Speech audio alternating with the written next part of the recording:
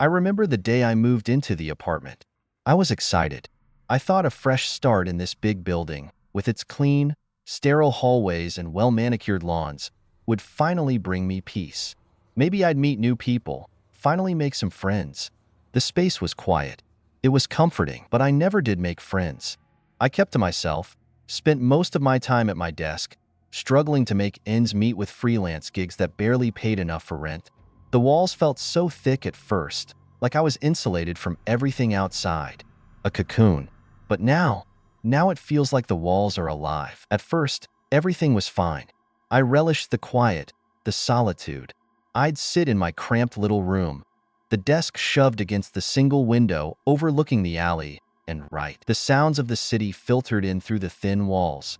The hum of traffic, the distant blare of sirens, the occasional argument spilling out from the neighboring apartments.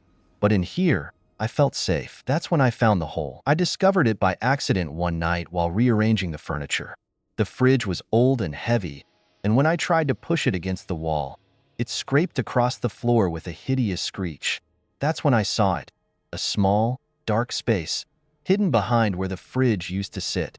It was odd, just big enough for a person to squeeze through. A perfectly carved passage, almost too perfect, like it had been waiting for me. At first, I ignored it. I pushed the fridge back into place and told myself it didn't matter. It was just an old building, quirky, filled with forgotten nooks and crannies. But that hole, it lingered in my mind. Days passed, and I kept thinking about it. Every time I sat down to work, it was there, gnawing at the back of my brain. What was inside? Where did it lead? Curiosity finally got the better of me. One night, I pulled the fridge back, and there it was, dark, beckoning. I crawled inside, feeling the cool, stale air wrap around me as I squeezed my way through. It wasn't long before the narrow passage opened into a hidden hallway. The walls were damp, the smell of mildew thick in the air. Trash littered the floor, discarded clothes, candy wrappers, and God knows what else. I should have turned back right then, but something about that hallway, it drew me in, like it was meant for me. The first time I crawled through the hole, I noticed how narrow the passageway was. The air inside was thick, humid, and I could barely breathe as I shimmied forward on my hands and knees.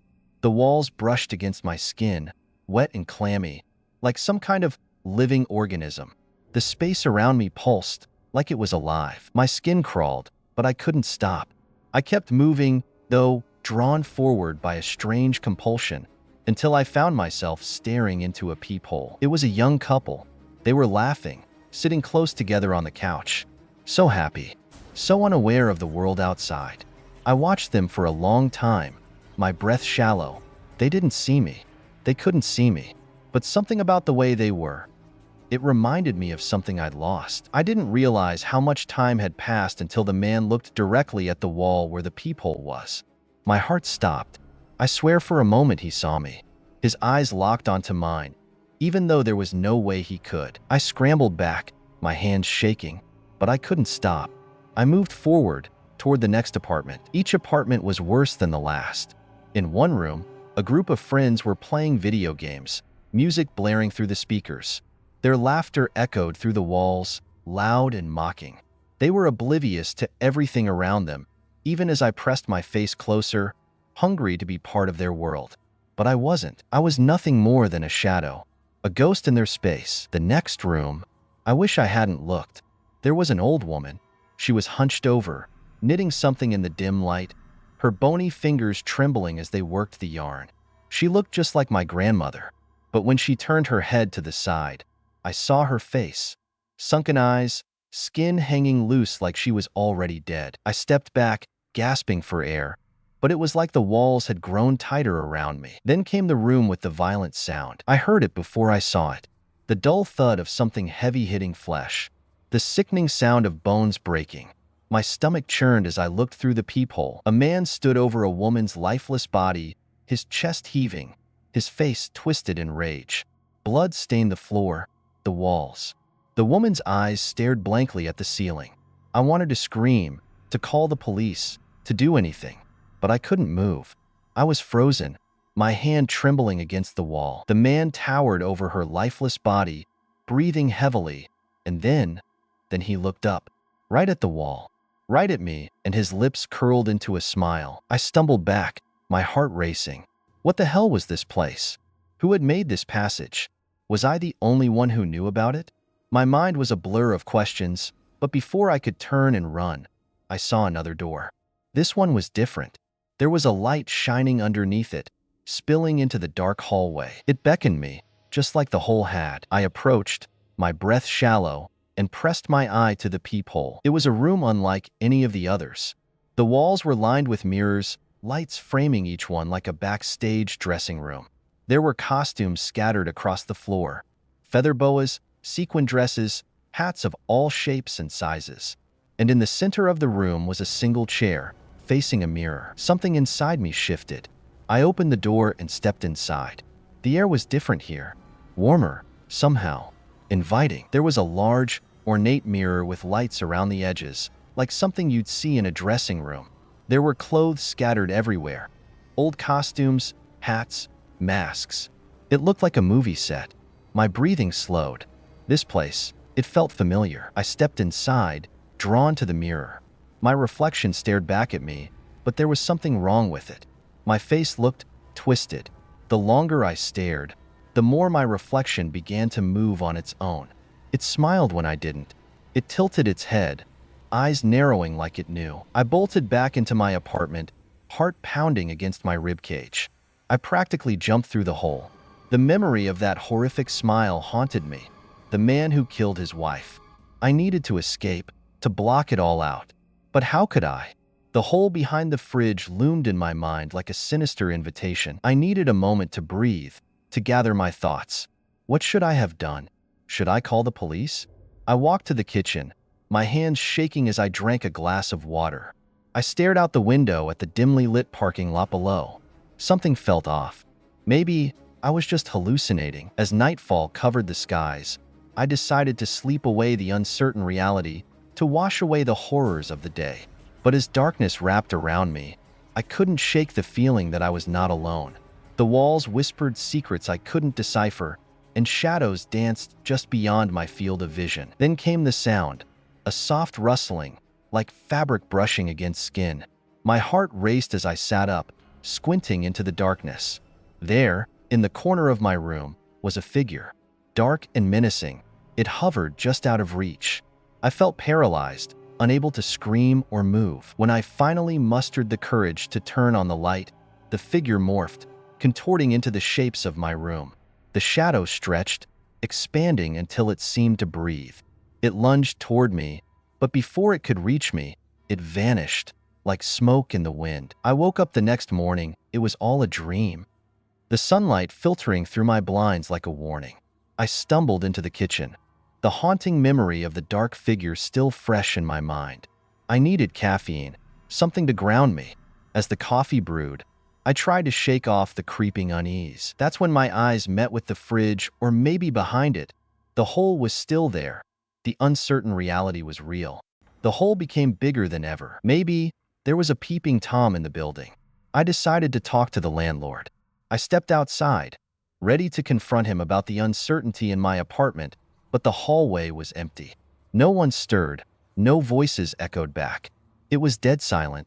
I knocked on a few doors, but nobody answered. It felt strange, but maybe most of the tenants were sleeping. Just as I was about to head back inside, I spotted a man dressed entirely in black, carrying a heavy bag. His movements were erratic, as if he was in a hurry. "Hey," I called, trying to sound casual. "Excuse me, can you?" But he ignored me and slipped into the elevator. As the doors began to close, I caught a glimpse of something red peeking from the bag. My heart raced as realization struck. A glimmer of blood. It was the man I'd seen earlier, the one who'd killed his wife. I stumbled back, horror gripping me like a vice. I bolted up the stairs, my legs feeling like jelly. I burst through my door, gasping for breath, and darted toward the fridge wall. I had to know. I ripped the fridge away, my hands trembling. There it was, the hole, the same gaping maw I had discovered before. Was it really there? Was any of this real? Panic surged through me. I fumbled for my phone to call the police, but the signal was dead. No bars. A soft whisper slithered through the hole, chilling me to the bone. "Come in." It beckoned, low and seductive. I felt drawn to it, as if it were a siren's call, promising solace. "No," I muttered to myself, backing away. I tried to block the hole with my hands, but every time I turned, it was still there, larger than before, beckoning me with its darkness. I could hear voices now, faint and melodious, urging me to return. "Come back," they whispered. "We can make you whole again." I crawled through the hole. The familiar sensation of panic washed over me as I entered the narrow corridor. The atmosphere felt different, thicker, more suffocating, as if the walls were closing in. As I moved forward, the same scenes unfolded around me. Couples laughing, friends playing games, but the warmth and laughter felt tainted. My skin prickled, the hair on my arms standing on end. I continued deeper into the darkness, knowing I had to confront whatever lay ahead. And that's when I found him. The same room as before, each item stood in its place perfectly still. Only a new member had moved into the building. A body lay dead in the corner of the room, its skin pale, its fingernails elongated and dirty, as if he was the filth of the building. I touched him, his body decomposed right before me. Black liquid oozed of its body, like he had been dead for many a millennium. I had found him. I had found the peeping Tom. With each passing moment, I felt a change within me. My body began to feel strange. My skin became pale and clammy, like I was living in a world without sunlight. My fingers elongated, stretching unnaturally as if reaching for something just out of grasp. I caught a glimpse of myself in the mirror, and my reflection was grotesque, twisted beyond recognition. I touched my face, feeling the cool, clammy surface of my skin, the features melting and reforming in the warped glass. I could feel the walls of my apartment morphing around me, the texture becoming fleshy, almost breathing, as veins pulsed underneath the surface. Panic surged through me. "What is happening?" I gasped, scratching at the walls, desperate to escape this nightmare. My nails dug into the surface, but instead of breaking through, they sunk in like flesh, giving way beneath my fingertips. But suddenly, I woke up in my bed again. Only this time, it was all a dream? No, it can't be. I walked into the kitchen to brew myself coffee. My eyes shifted themselves towards the hole. It had grown bigger. The scent of coffee brewing filled the air, but it did little to soothe the rising anxiety clawing at my insides. My gaze shifted toward the fridge wall, where the hole waited like an insatiable maw. It had grown bigger. The memory of the dark figure, the chaos, and the grotesque reflection of myself danced through my mind. I shivered, a chill creeping up my spine. I felt a magnetic pull toward it, an undeniable urge to go inside and re-witness the events, to make sense of the madness swirling in my head. Tonight, I would return. As night fell, I sat in my dimly lit apartment, anxiety mingling with anticipation. The coffee had long gone cold, and the shadows seemed to stretch longer, closing in around me. I took a deep breath, steeling myself for the journey ahead. The moment I crawled through the hole, I felt the familiar sensation wash over me, a cold embrace that wrapped around my body like a shroud. The corridor yawned before me, beckoning me deeper into its twisted embrace. Each step echoed through the emptiness, and I could feel the anticipation thrumming in my veins. The scenes returned: laughter, love, sorrow, violence. They unfolded before me like a movie reel, each moment drawing me closer to the dark truth lurking just beyond my reach. As I traversed the corridor, I caught glimpses of life happening all around me, the pulse of the building thrumming beneath my feet. Today, I stumbled upon a room filled with clothes and costumes, the remnants of lives lived outside of mine. My gaze fell on a bowler hat resting on a chair. I reached for it, slipping it onto my head. As I stared into the mirror, I felt a strange shift, a weight lifting, a lightness in my chest. I wasn't me anymore. I started to dance, laughing at my reflection as I spun in circles. The hat slipped down over my eyes, and for a moment, I forgot everything. Forgot the blood, the death, the darkness. It was just me and the mirror. I felt less lonely, but when I lifted the hat, my reflection wasn't dancing. It was standing still, grinning at me with wide, unblinking eyes. And behind me, I saw something move. I began to move, swaying to some invisible rhythm, dancing in front of the mirror like a man possessed. It felt good, freeing, like I was shedding my old self, becoming someone new, someone more alive. The people in the building, they didn't know me, they didn't see me, but I saw them. I was with them. Their lives, their secrets, they were mine now. I was the one who watched. I was the one who knew. Now I was the peeping Tom. Now I wasn't just some lonely writer anymore, barely scraping by in a tiny apartment. I had become more than that. I was the one who moved through the walls, the one who saw everything, the one who danced in the dark while they lived their ordinary, oblivious lives. The whole had made me whole. All along, it had been me. The one watching, the one lurking. Those people in their apartments, they weren't strangers anymore. They were my friends, my family. And the man who had killed that woman, he was part of it too. He didn't know I had seen him, but that didn't matter. I had his secret now, and that made him mine. I laughed, and it felt good to laugh again. When was the last time I had laughed like that? I stood up, adjusting the hat on my head, and walked back down the hallway. The doors, the rooms, the people, they were all part of my world now, my hidden empire. And as I made my way back to the hole, back to my little apartment, I felt complete. Madness had consumed me, and reality had become me. The hole had been waiting for me. This place had been waiting for me. And now that I was here, I could see everything clearly as I sit here, typing away a story I wish no one can read.